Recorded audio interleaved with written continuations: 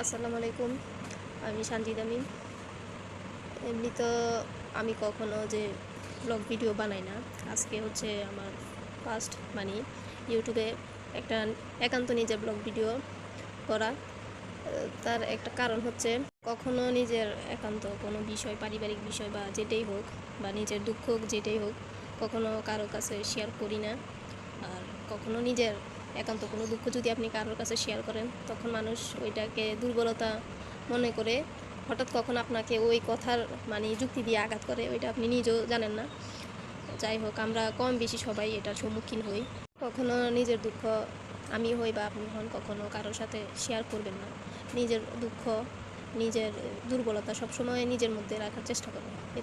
এতে আপনিও ভালো থাকবেন। তারপর কি না কয়, কারো থেকে ওই দুঃখের বা ওই দুর্বলতার কথার যুক্তি দিয়ে, হ্যাঁ, কখনো আপনি আঘাত পাবেন না, আপনাকে খোঁটাও দিতে পারবে না। যাই হোক, আজকের ভিডিওটাই এতটুকু পর্যন্তই। নিজের একান্ত মনের দুঃখের ভার থেকে এমনিতে শেয়ার করা, এর বাহিরে ব্যক্তিগত কিছুই আমি বলতে চাই না। যাই হোক, ভালো থাকবেন। আসসালামু আলাইকুম।